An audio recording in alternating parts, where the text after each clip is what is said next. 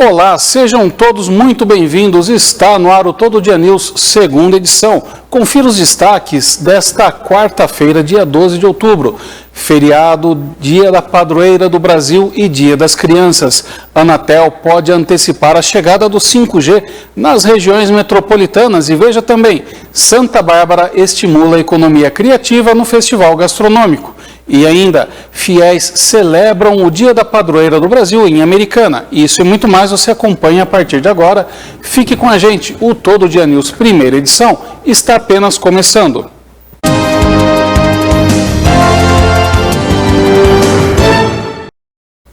Estamos diretamente dos estúdios da TV Todo Dia, sinal 14 da sua TV digital e através de multiplataformas. Muito obrigado pela sua audiência. E falando das multiplataformas, quero convidar você de casa a seguir o nosso perfil que está nas mídias sociais, como Facebook, Instagram, YouTube, TikTok e Kuai, sempre com o mesmo nome, tvtododia.oficial. Tudo muito simples, juntinho para facilitar você a encontrar-nos nestas mídias. E lembrando que sempre que você nos segue, você passa a receber as notificações quando estivermos entrando ao vivo, assim você não perde um minuto sequer do seu programa favorito. Mas nem apenas de mídias sociais se faz a presença aí da TV Todo Dia, que também está presente dentro do portal da Rede Todo Dia, que é o tododia.com.br. No portal você encontra notícias da nossa cidade, da nossa região, do nosso estado, do Brasil e do mundo, produzidas aí por uma equipe de jornalistas profissionais com isenção e imparcialidade, para informá-lo aí sem nenhum viés, nem ideológico, nem nada. É o fato narrado como ele aconteceu. E ponto final. Não estamos um ponto além da verdade. E para você que gosta do jornal impresso, gosta daquele formato, daquela padronagem, as cores, você pode tê-lo também na versão digital na palma da sua mão. Para isso é muito simples. Aponte a câmera do seu celular ou do tablet ou ainda do seu notebook para este QR Code aqui do cantinho da tela, que você será direcionado para uma página em que contém todas as edições do jornal Todo Dia, e você pode escolher aquela que deseja baixar, desde as mais antigas até mesmo o Jornal do Dia. Está tudo ali disponível para você gratuitamente, uma comodidade e facilidade que a Rede Todo Dia oferece a você. E lembrando, para participar do nosso jornal, basta você enviar a sua mensagem de texto para o WhatsApp que aparece aí no seu televisor, bem aqui no rodapé, que é o 19992388799. 992388799. Mandando a sua mensagem de texto, pode ser aí uma crítica, pode ser uma sugestão, pode ser um boa noite, pode ser uma avaliação do nosso trabalho, uma sugestão de pauta, um flagrante, uma denúncia. Tudo isso você pode mandar através deste número, está bem? Bom, vamos abrir então o nosso jornal falando das eleições de 2022. Faltam menos de 20 dias para o segundo turno das eleições e tem novidades nessa semana. A partir de sábado, a prisão de candidatos volta a ser proibida, mas existem exceções e, além disso, a certidão de quitação eleitoral já pode ser feita. Vamos acompanhar esta matéria feita pela TV Brasil. A certidão de quitação eleitoral estava suspensa até semana passada em função do primeiro turno, mas já foi liberada lá no portal do TSE, também nos sites dos TRS, que são os tribunais regionais, e no aplicativo e-Título. É de graça, tudo pela internet mesmo, mas não pode ter pendência no título, ou seja, quem faltou às últimas eleições precisa justificar e tem que ter atendido também todas as convocações da Justiça Eleitoral. Lembrando que a emissão dessa certidão será suspensa novamente após o segundo turno, entre 31 de outubro e 7 de novembro. E sem ela, não é possível se inscrever em concurso público e nem também tomar posse em cargos governamentais. Para a gente fechar, tem os prazos do calendário eleitoral. A partir de sábado, e até 48 horas após o dia da votação, nenhum candidato poderá ser preso, exceto se for condenado por crime inafiançável ou também preso em flagrante. E essa mesma regra vale para outros envolvidos no processo eleitoral, como os mesários, os fiscais e também os delegados de partidos. Eu volto. Pois é, você sabe o que é a certidão de quitação eleitoral? É um documento que ele é imprescindível para se fazer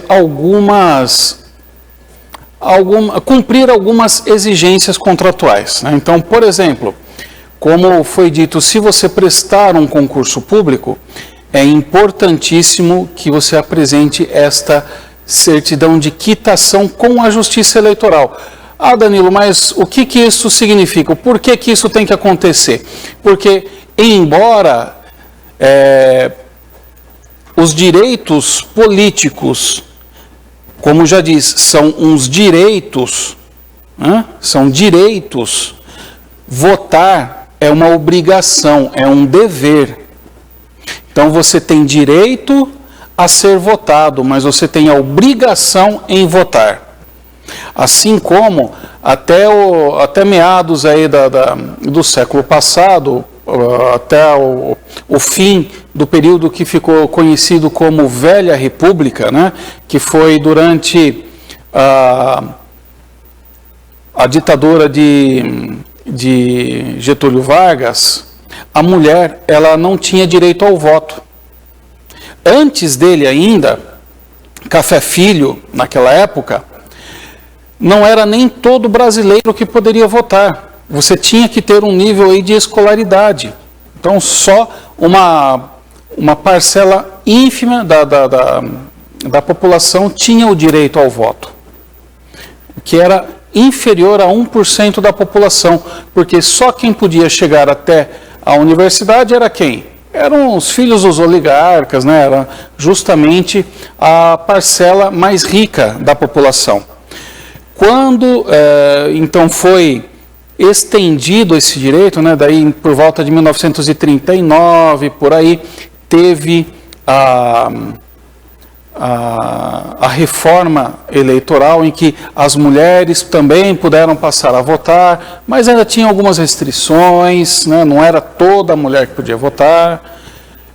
Isso só foi mudado efetivamente com a Constituição Federal de 1988, em que o voto se tornou plural e universal. Então, todo mundo tem direito ao voto, mas nós somos obrigados, ao mesmo tempo que nós temos o direito, nós somos obrigados a votar.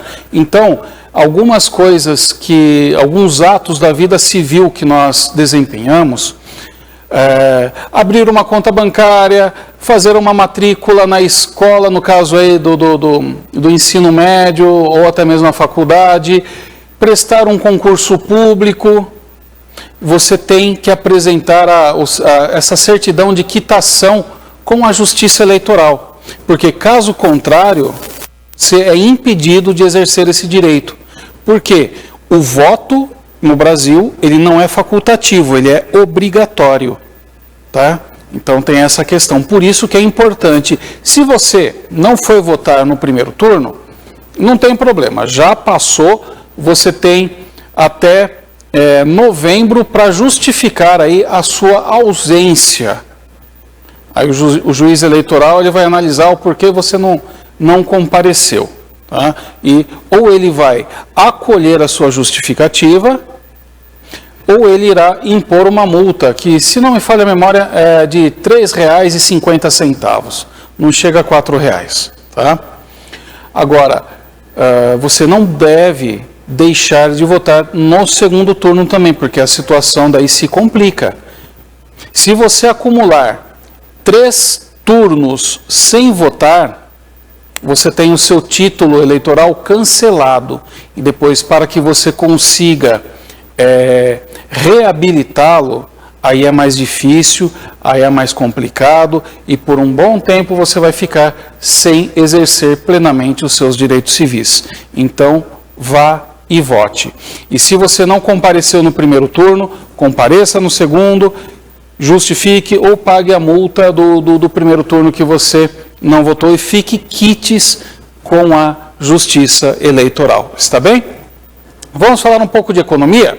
O Fundo Monetário Internacional revisou com otimismo, né, a economia brasileira. Ele previa inicialmente 1,7% de crescimento e passou para 2,8% neste ano. A nova estimativa foi divulgada em meio à reunião anual do FMI, que segue até a sexta-feira, dia 14, em Washington, nos Estados Unidos. O ministro da Economia, Paulo Guedes, que representa o Brasil no encontro, e quem analisa o assunto é o analista econômico e político da TV Brasil, o Ricardo Caldas. Vamos prestar atenção nesta análise que ele nos traz. O que diz então o relatório do Fundo Monetário Internacional? Projeta um crescimento para a economia brasileira neste ano em torno de 2,8%, ou seja, acima da expectativa do Ministério da Economia e acima também da expectativa do próprio mercado, tal como é mostrada no Boletim Focus, foi mostrada na última segunda-feira. Então, há um crescimento de 1,7% para 2,8%. Já em relação ao México, o que aconteceu foi uma redução da previsão, que estava em 2,4%, para 2,1%. A América Latina como um todo teve um crescimento na sua expectativa de 3% no último relatório do Fundo Monetário Internacional para 3,5% neste relatório. Em relação à economia mundial como um todo, o Fundo Monetário mantém a sua expectativa, a sua projeção de que ela se mantenha estável para esse ano, com uma projeção em torno de 3,2%. No entanto, como o próprio relatório afirma, o pior está por vir, ou seja, 2023 pode ser um ano de recessão, de desaceleração da economia mundial, em função dos conflitos que nós tivemos esse ano na Ucrânia, com a invasão pela Rússia, e também com essa variação muito grande que houve em relação ao preço do petróleo, e isso claramente prejudica os países que são importadores de petróleo, que não é o caso do Brasil, que hoje é um grande produtor e exportador de petróleo. E continuando a falar a respeito de economia, mas agora na outra ponta, né? Estávamos falando de macroeconomia, agora vamos aí para a economia do dia a dia, a economia real.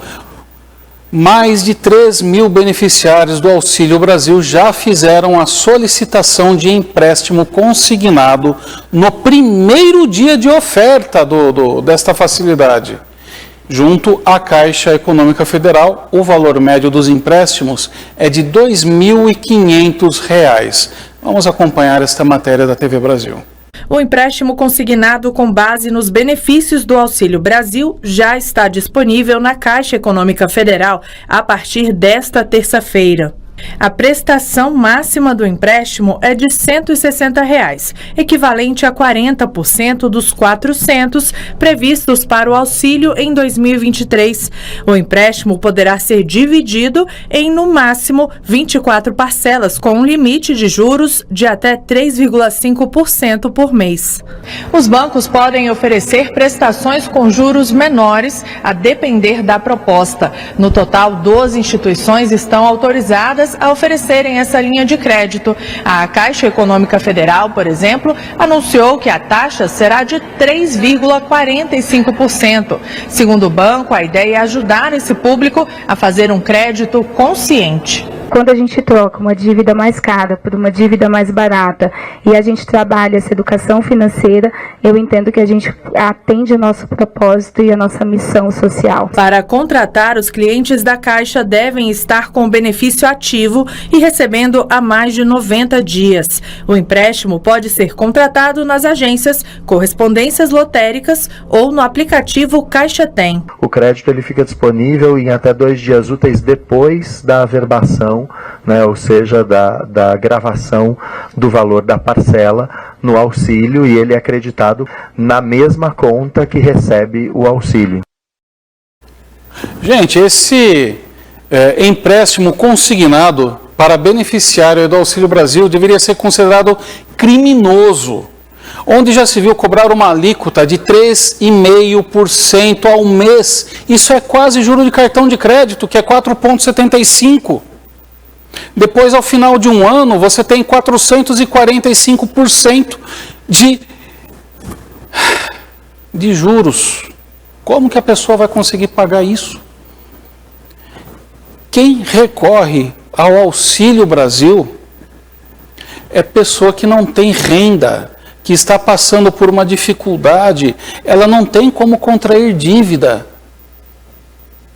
Também tem aí uma certa irresponsabilidade, né, da pessoa de recorrer a isso. Isso deve ser o último caso, porque isso vira uma bola de neve, prejudica a vida das pessoas mais do que ela já está prejudicada, porque sem crédito, o que alguém que já tem um comprometimento aí dos seus rendimentos, que não tem uma expectativa remuneratória boa, faz se lá não tiver um crédito mais singelo que seja, um crédito de R$200 para comprar alguma coisa no mercadinho da esquina que seja. O que ela faz se ela estiver inscrita aí num SPC Serasa? É para evitar esse tipo de coisa, pessoal. Quem é beneficiário de programa social deveria ser proibido de recorrer a empréstimo, ainda mais com juros extorsivos desse. E isso vai levar à falência a qualquer família. É um absurdo esse empréstimo consignado.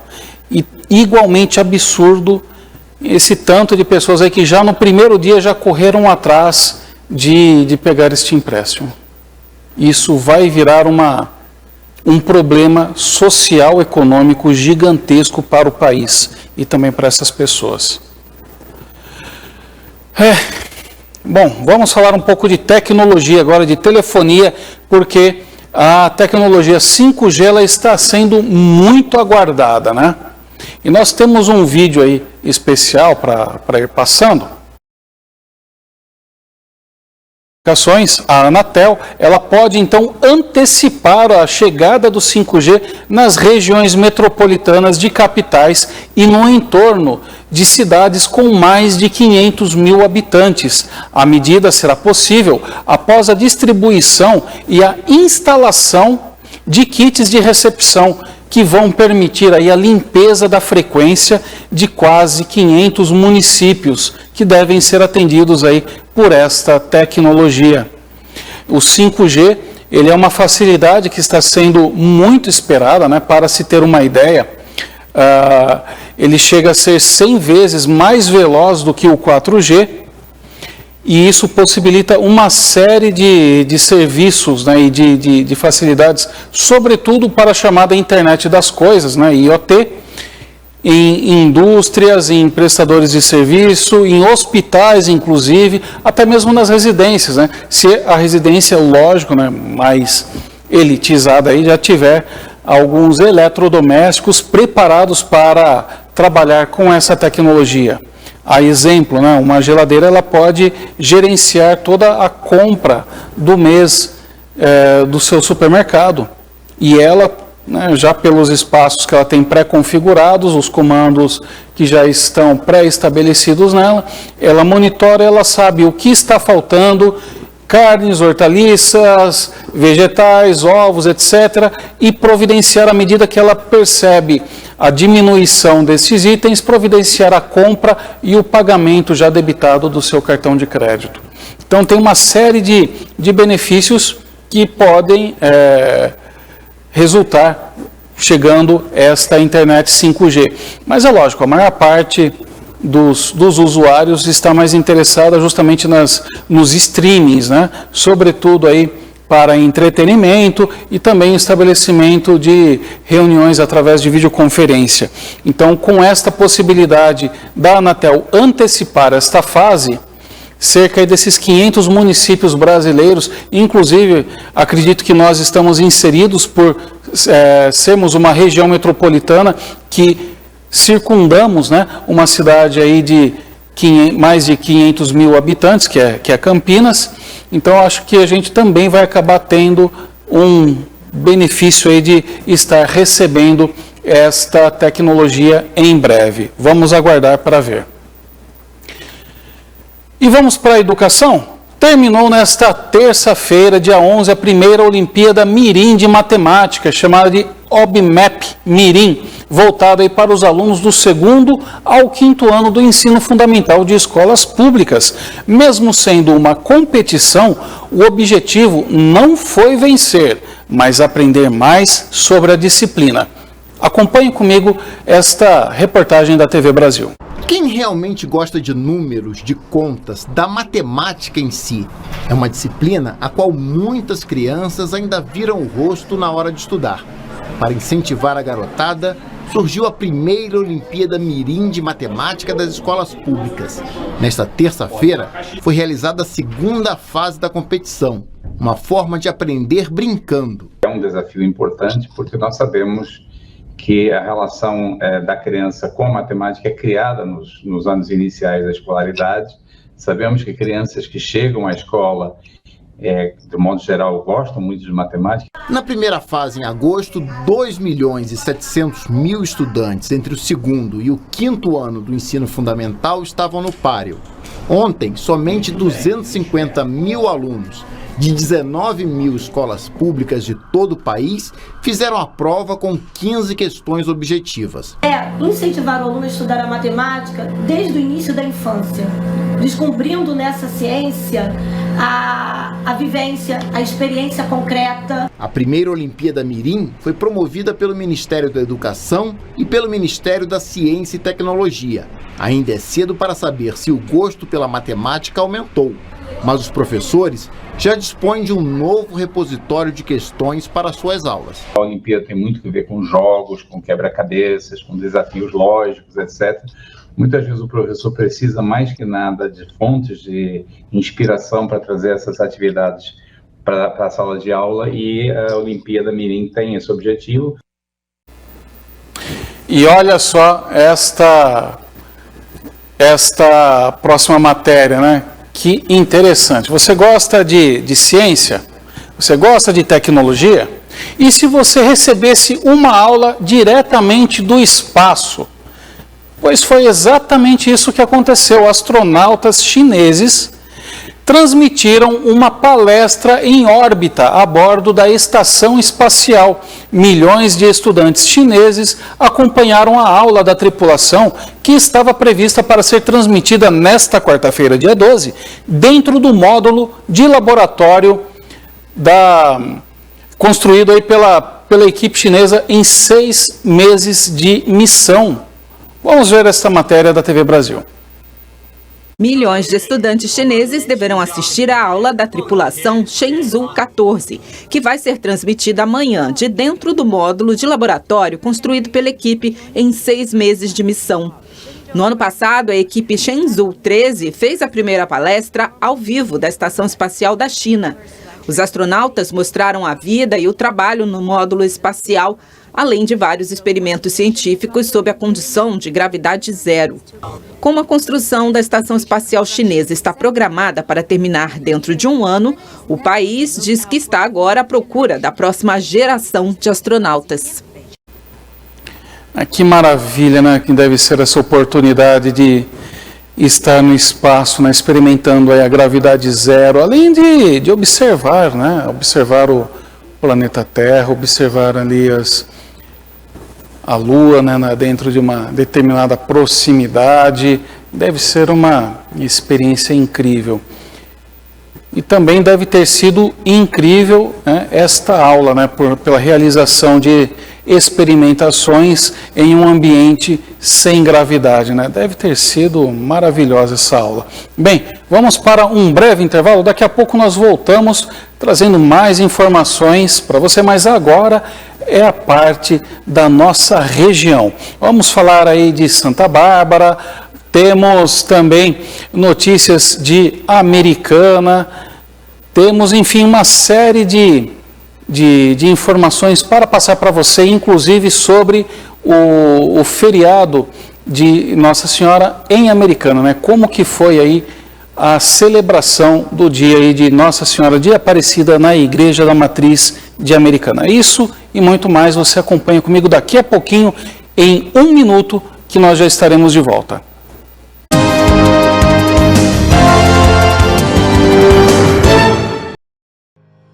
Quer estar bem vestido e elegante?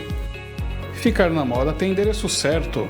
Avenida Pascoal Ardito, 985, São Vito, em Americana.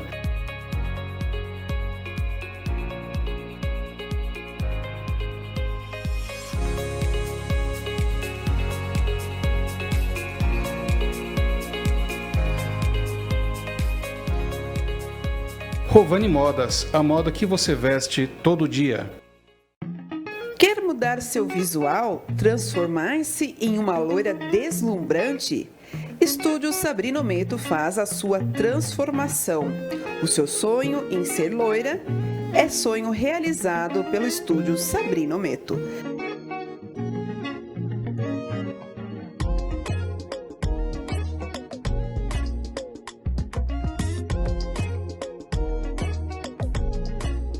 Avenida General Orlando, Gaison, número 35, no bairro 31 de Março, em Santa Bárbara do Oeste.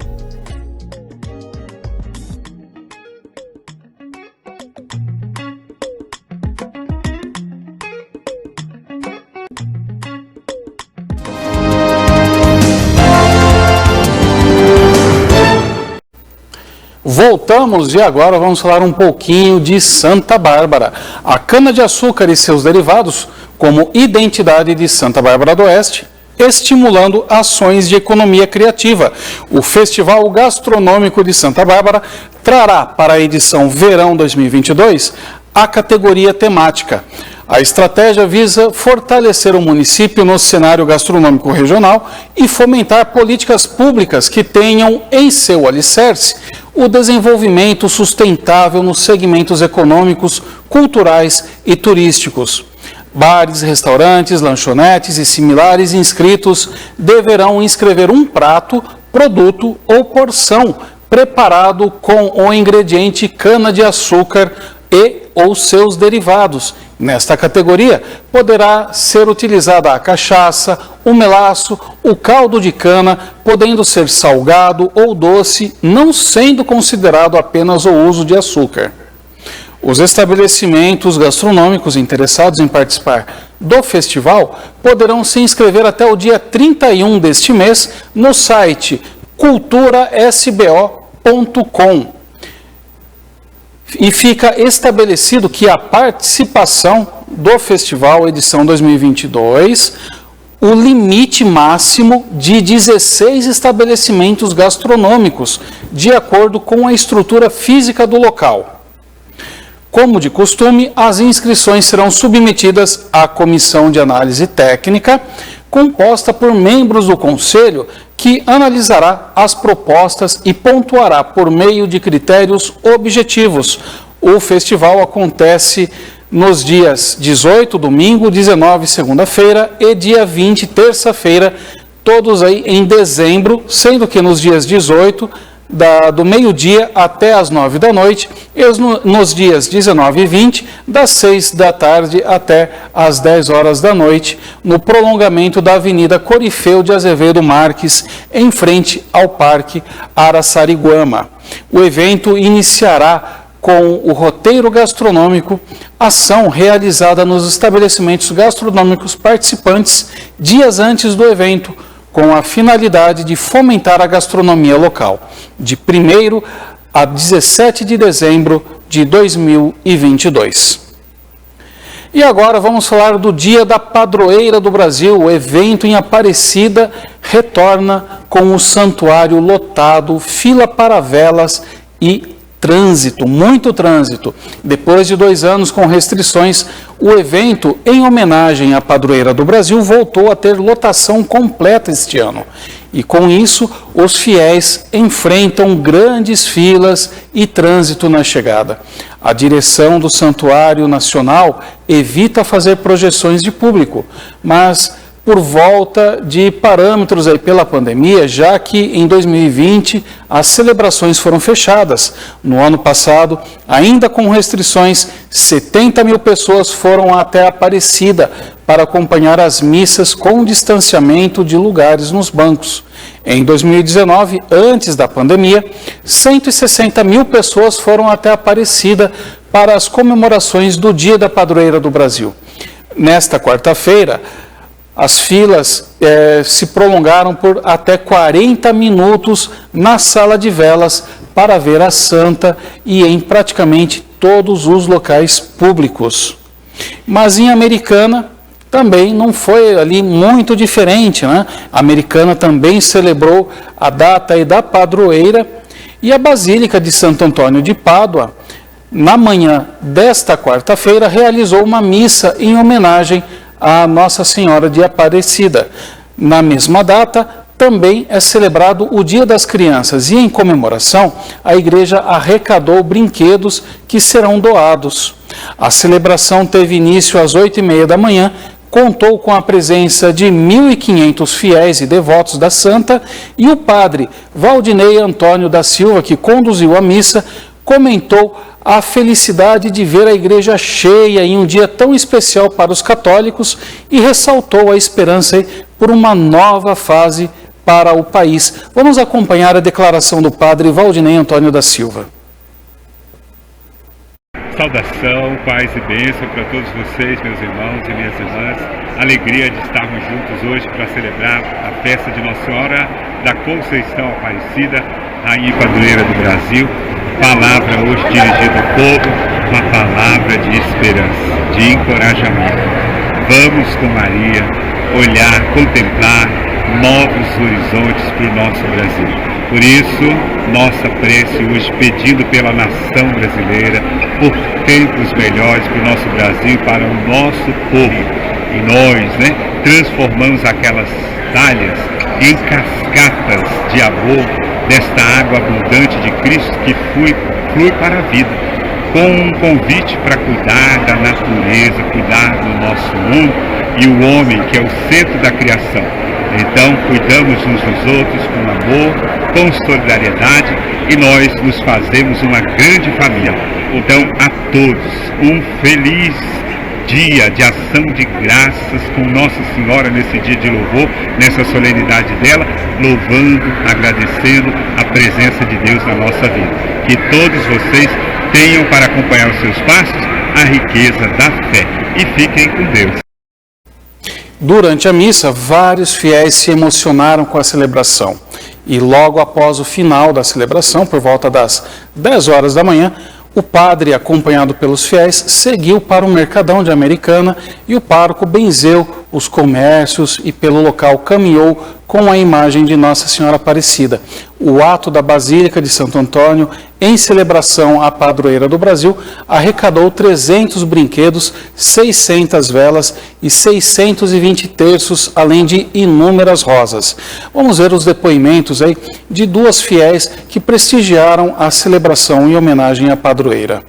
Falar de Nossa Senhora nesse dia dela, nesse grande dia de Nossa Senhora, para mim é um privilégio, porque eu já, desde criança, meu pai me ensinou, nesse dia a gente ter uma devoção muito grande à Nossa Senhora Aparecida. E isso passou por toda a minha vida, essa devoção a Maria. Eu recebi muitos milagres, muitas graças de Nossa Senhora Aparecida. Em uma época eu tive muita necessidade, tive assim, faltando até o pão de cada dia na minha casa. E eu pedi muito para Nossa Senhora e eu saía para o trabalho e falava: Mãezinha, cubra os meus filhos com o vosso divino manto sagrado. Até me emociono, porque foi uma época difícil. E eu pedia sempre para Nossa Senhora que ela cobrisse os meus filhos com o divino manto sagrado dela. E ela sempre cobriu, sempre nos protegeu. E até hoje, tudo eu grito: Nossa Senhora Aparecida, socorrei-nos, valei-nos, cubra com o vosso divino manto sagrado. E tenho sempre essa grande graça de ter Nossa Senhora na minha frente. É difícil, gente, falar da mãe, porque assim, a emoção é muito grande, né? E a gente como filha, a gente fica sem palavras. Ou agora, os milagres são muitos, só entregar na mão dela. Eu mesmo, quando eu saio, eu falo assim, mãe, vamos comigo, e tudo dá certo, porque a mãe cuida da gente, a mãe tem aquele carinho, é só olhar pra gente, ela sabe o que a gente precisa, o que não precisa, sabe? É maravilhoso. Esses são os relatos, né, de muita fé e devoção desses fiéis à Nossa Senhora de Aparecida, né? De fato, é uma experiência muito marcante para algumas dessas pessoas, como nós podemos ver, desperta aí muita emoção. E a matéria, ela é de Natália Lima, nossa repórter Natália Lima, e as imagens de Leonardo Matos. Bom, chegou o momento de falarmos as notícias mais difíceis, né? As notícias policiais. É hora do plantão policial.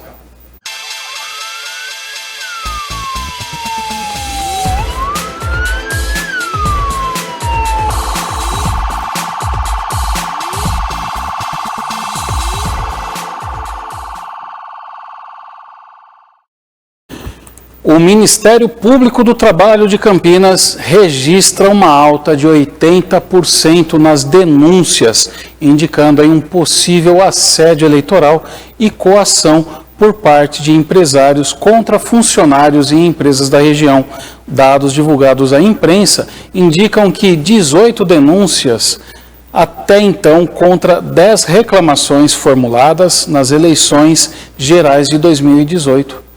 Em Sumaré, o órgão apura possível coação eleitoral em uma empresa cujo nome foi mantido sob sigilo. Um funcionário relatou ter recebido propaganda eleitoral de determinado candidato e enxergou a ação como suposta pressão para votar nele. A empresa negou a prática de coação ao Ministério Público do Trabalho. O MPT divulgou nota técnica em que sugere atuação uniforme de procuradoras e procuradores frente às denúncias de episódio de assédio eleitoral no ambiente de trabalho, intensificadas aí na última semana. Segundo o documento, podem ser expedidas recomendações a empresas, órgãos públicos, empregadores de pessoas físicas e sindicatos patronais, para que não sejam feitas ameaças nem ofertados benefícios financeiros com o intuito de induzir, obrigar ou constranger empregados terceirizados, estagiários e aprendizes a votarem ou não votarem em candidatos ou candidatas nas eleições. O documento afirma que a prática de assédio eleitoral é caracterizada a partir de uma conduta abusiva que atenta contra a dignidade do trabalhador, submetendo a constrangimentos e humilhações com a finalidade de obter engajamento subjetivo da vítima em relação a determinadas práticas ou comportamentos de natureza política durante o pleito eleitoral. A nota reforça que o empregador que praticar o assédio eleitoral pode ser penalizado tanto na esfera trabalhista como na esfera criminal, pois os artigos 299 e 301 do Código Eleitoral, que é a Lei número 4.737 de 1965, definem como crime a prática, podendo resultar em pena de reclusão de até 4 anos. Além das recomendações aos empregadores, a nota orienta procuradores e procuradoras a promoverem ações institucionais conjuntas com os tribunais regionais do trabalho e os tribunais regionais eleitorais, de forma a coibir a prática de coação ou assédio eleitoral no âmbito das relações de trabalho. É muito comum, né, as pessoas às vezes confundirem o engajamento, né, o vou ajudar o meu candidato com o constrangimento a outros, né? Infelizmente é muito comum porque é uma linha muito tênue que separa a atividade que pode ser considerada lícita da ilícita e assim você acabar se prejudicando, não apenas na esfera jurídica, né, mas também com os seus colaboradores, né? Então é muito aconselhável que se faça uso do bom senso e que se deixe, né? Que cada um forme a sua consciência, busque por si a informação de um ou outro candidato. Afinal de contas, dentro da própria empresa, normalmente os funcionários eles conversam entre si, né? Eles comentam a respeito de candidato A, de candidato B, algumas vezes até mesmo de modo acalorado, né? O que a empresa tem que fazer é mediar, né? Zelar aí para que os ânimos não se exaltem e dar espaço para a democracia, mas sem se envolver diretamente para evitar aí que ela também seja prejudicada. E olha só que absurdo, né? O tempo que nós estamos vivendo hoje é dos extremos, né? Extremos em todos os sentidos. Um homem sem paciência perseguiu e atirou contra 3 jovens. Desculpe.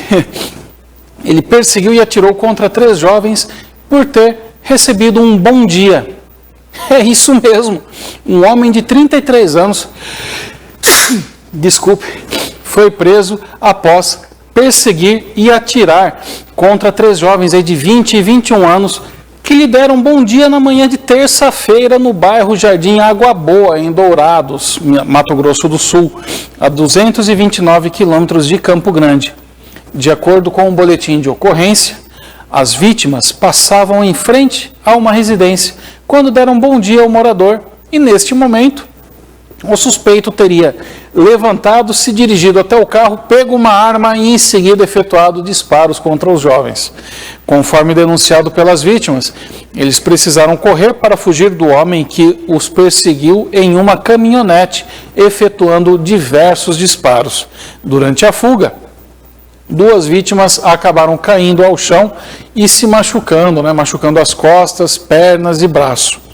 A polícia foi acionada e no local indicado encontrou um morador a arma escondida juntamente com uma peça de filtro de combustível, um coldre, 14 munições e cápsulas deflagradas. Para os militares, o suspeito disse que estava sentado na área de sua casa e, em dado momento, se assustou com jovens que estariam entrando pelo portão da residência. O homem alegou que disparou 4 vezes para cima. Ainda conforme a polícia, o homem precisou ser algemado para ser levado para a delegacia, pois estava alterado e apresentava risco. O caso foi registrado na Delegacia de Pronto Atendimento Comunitário, DEPAC, como homicídio simples na forma tentada, posse ou porte ilegal de arma de fogo de uso restrito e será investigado. É um absurdo, né?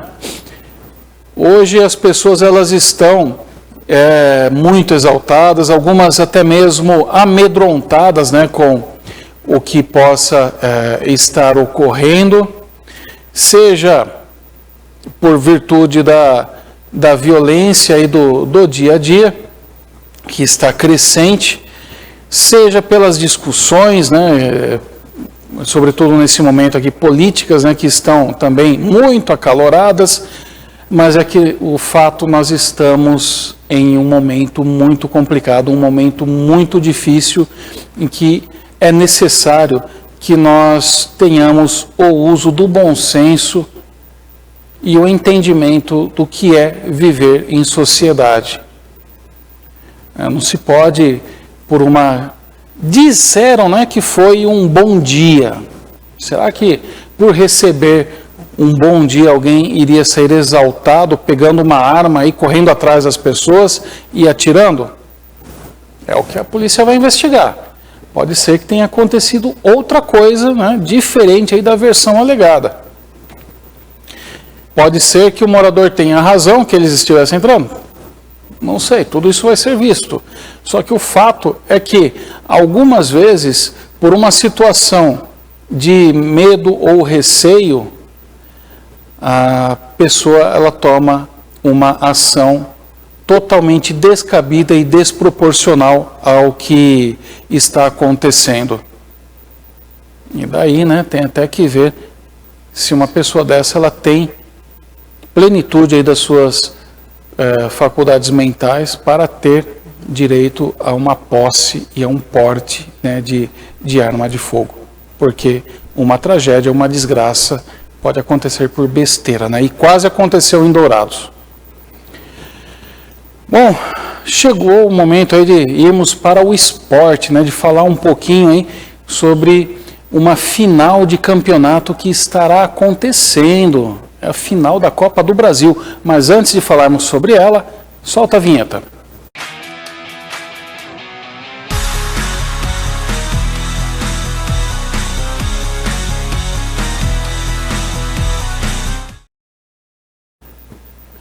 Hoje, dia 12, dia de Nossa Senhora, dia das crianças, é também dia de uma partida eletrizante aí, da final da Copa do Brasil, entre as consideradas duas maiores torcidas, né, Corinthians e Flamengo. Veja como que está a expectativa para o jogo que acontece em São Paulo, na Neoquímica Arena, nesta reportagem da TV Brasil.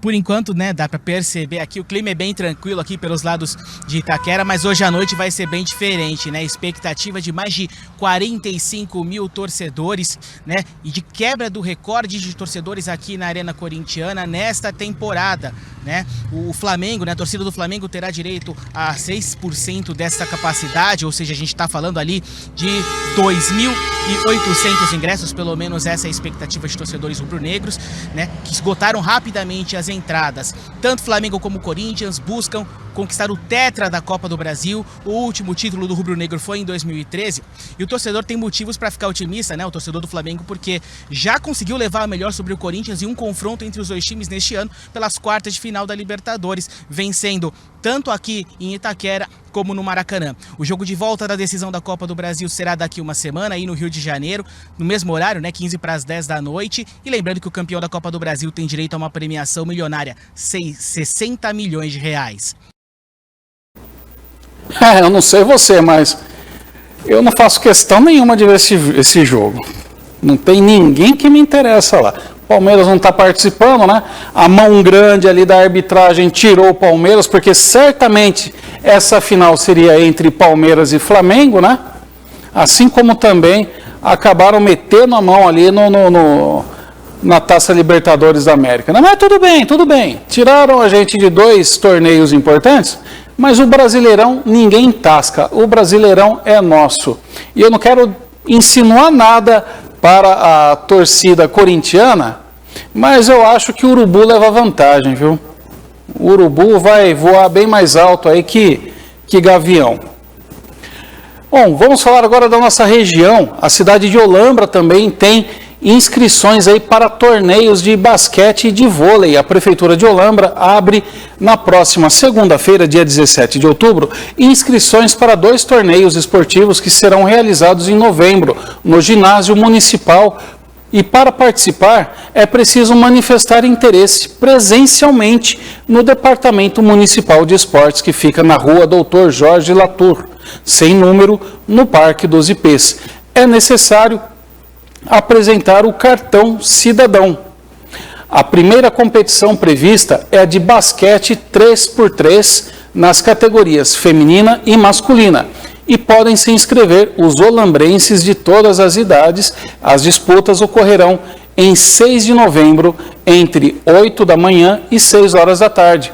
Já nos dias 13, 20 e 27, a partir das 8 horas, ocorrerá o torneio de vôlei nas categorias feminina, masculina e mista. E também com participantes de qualquer idade, as equipes que ficarem em primeiro e segundo lugares em cada uma das categorias receberão troféus e medalhas. Segundo explicou o diretor da pasta, André Luiz Buzério, o objetivo é promover a confraternização dos olambrenses e incentivar a prática de atividades físicas.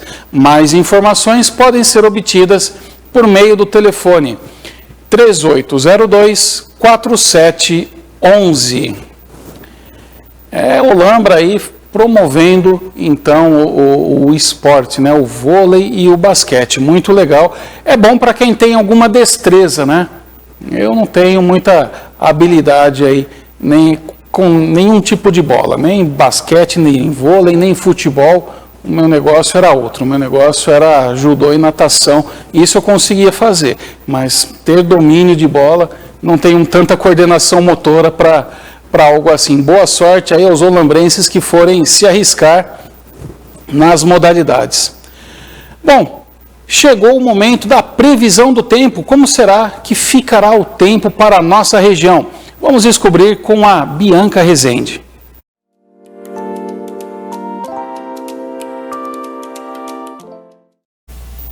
Olá pessoal, vamos então para mais uma previsão do tempo. Como será que ficará essa quarta-feira para a gente?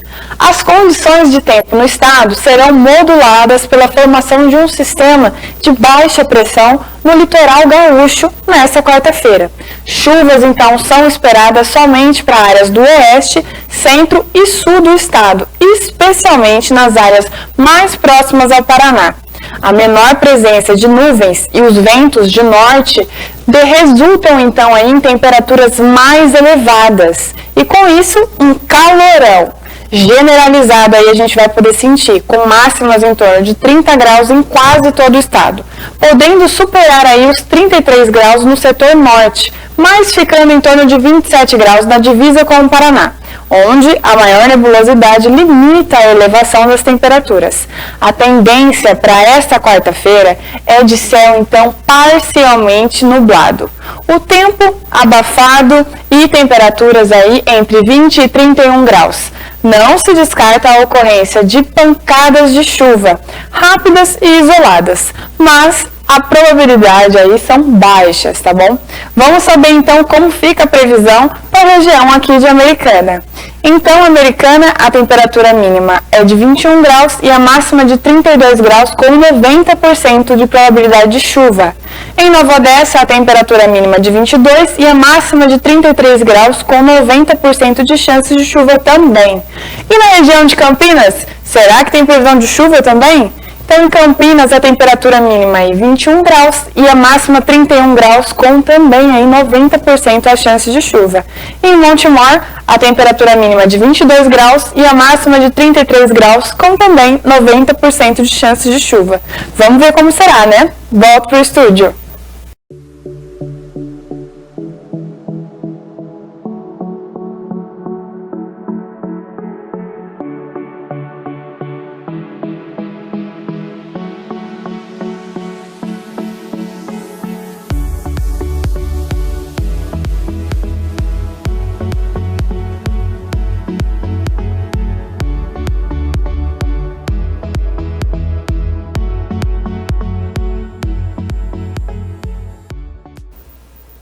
E eu quero chamar agora uma matéria que eu acabei pulando aqui, uma matéria policial feita aí pela Natália Lima, em que um adolescente foi preso com drogas em Santa Bárbara.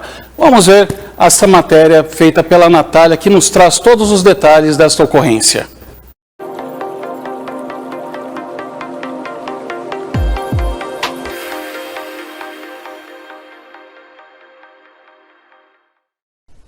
Um adolescente de 17 anos foi apreendido por tráfico de drogas nesta terça-feira em Santa Bárbara do Oeste, no bairro Parque Residencial do Lago. E além das drogas, foi apreendido junto com o menor R$250 em dinheiro e um celular. A Guarda Civil Municipal de Santa Bárbara do Oeste realizava o patrulhamento pela Avenida Lázaro Gonçalves de Oliveira, local que é conhecido por tráfico de drogas, quando avistou um jovem entrando em um condomínio. Ao avistar os guardas, o adolescente tentou fugir, mas foi detido.